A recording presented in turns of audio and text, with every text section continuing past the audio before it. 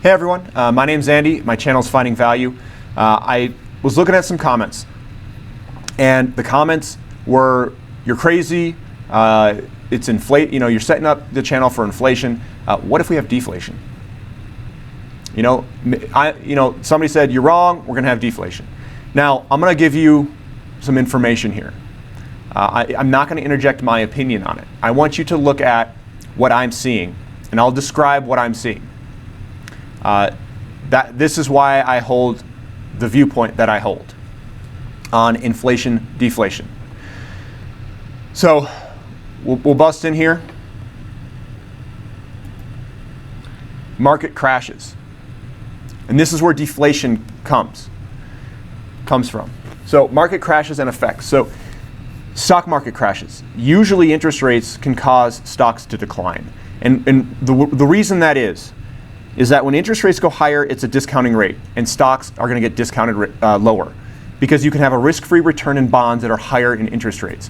So usually what happens, if interest rates go up quite a bit, people prefer to de-risk their portfolio, especially in that type of scenario. They sell their stocks and they go into bonds because of the risk-free return or interest rate is a lot higher on bonds. So keep in mind here that inflation's from the housing market and demographics. We can see the baby boomers in the 1970s. That's where that inflation came from. If you look at Japan, they have deflation because their population declines, and they've had declining interest rates at the same time. So they have declining house prices and real estate, declining interest rates because of the population, the demographics of that country. The stock market can crash and will not affect housing market one bit. And I can show you in history what that kind of looks like. Look at the 1970s market. We had a stock market crash with a housing boom. The dot-com bubble. 2001, crash, housing boom.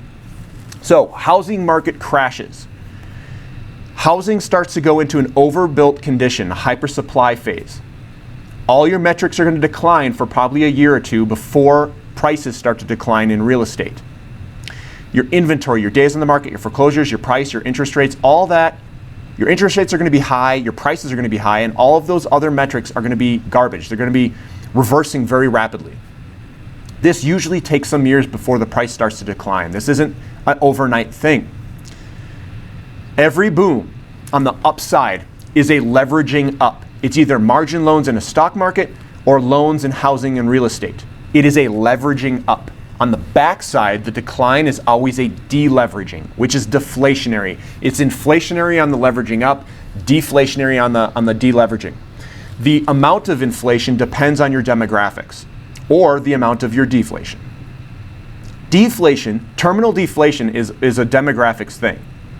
And we don't have the demographics to support a structural deflationary outcome. Now, market cycles, this is the real estate market cycle. We've got a recovery phase, an expansion phase, a hypersupply phase, and a recession phase. This is your long-term occupancy average. This is the long-term demand over time. That's about 1.5 million for new housing starts. So I'm going to a new housing starts page. You can put a line right here at about 1.5 all the way across, right? Right now, we haven't entered a hypersupply phase, and since we were under the area under the curve over here, all this area means that we are vastly undersupplied. We have a massive housing deficit.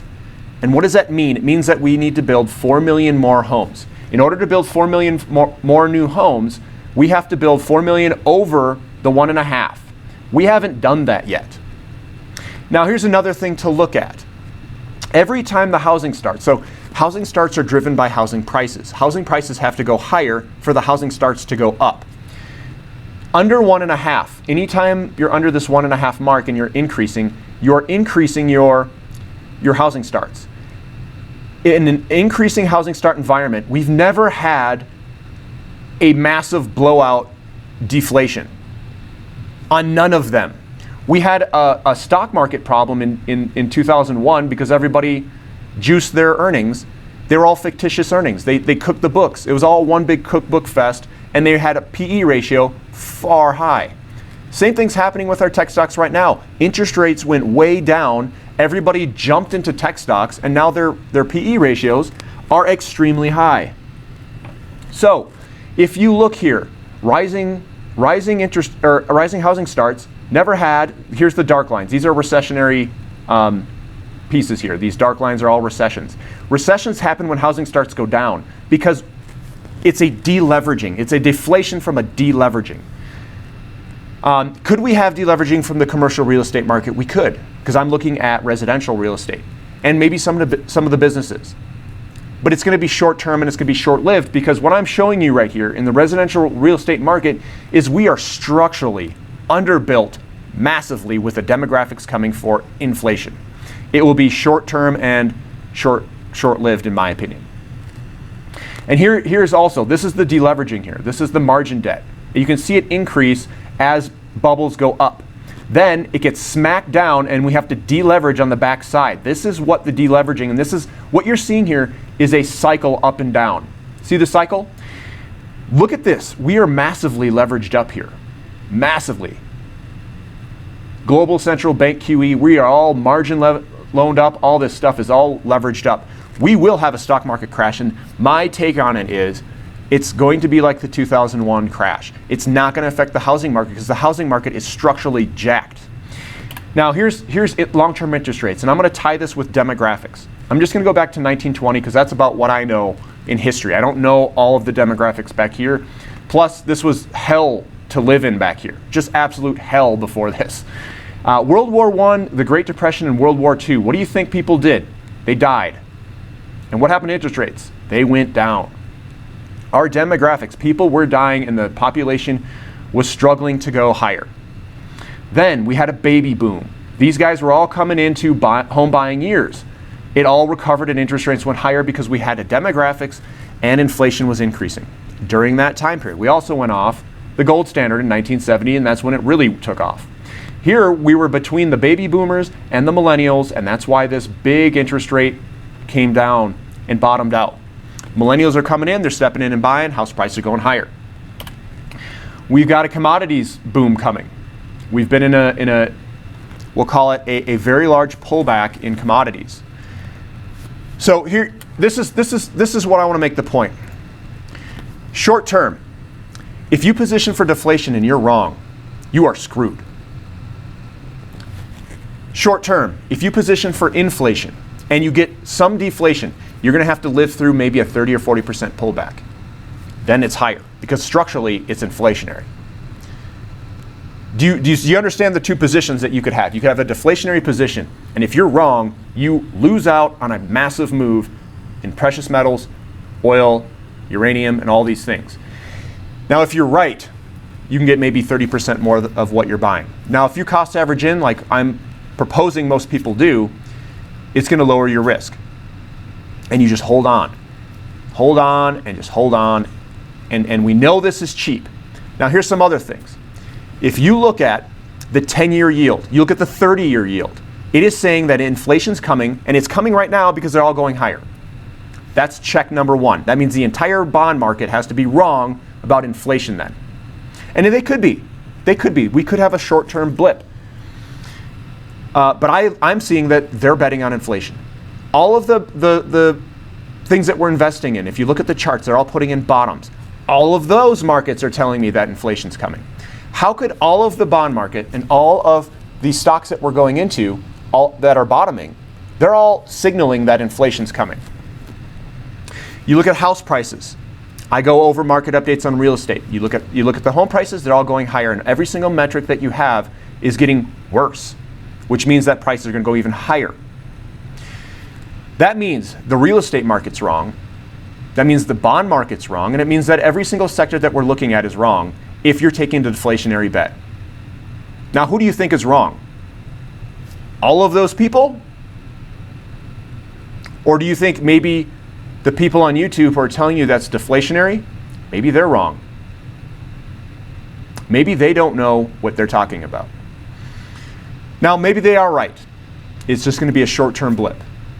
That is your downside risk, is that you could have a deflationary little collapse. Now, this is what I think's happening. This is my opinion interjected onto what I consider to be facts. My opinion is I think they're going to make stuff up. The Federal Reserve is going to make up lies because when inflation comes, the stock market's not going to do well.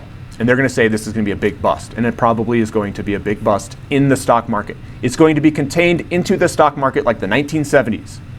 If you want to look, go look at late 60s, early 70s. Look at how the stocks performed during that time period. In fact, I have it up right here. Dow Jones Industrial Average. Look at 68 to 80 in here. See how it went sideways? It went nowhere, and in fact, it went down some of those years. That's what I'm expecting in the stock market. This move right here, in here, that right there, that went sideways for, 68 to, maybe that's a 12 or 15 year period. I'm expecting that in the stock market. That's what I'm expecting. I'm expecting all of the ratios to gain purchasing power. Gold, silver, platinum, oil, energy, they're all going to gain against the Dow.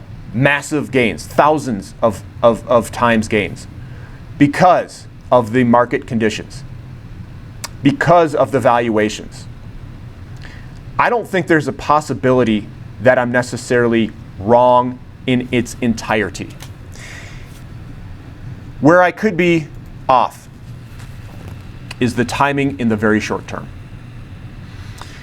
That is the only risk that I can see, because the valuations are all screaming buys, and it's the market breadth across all of it.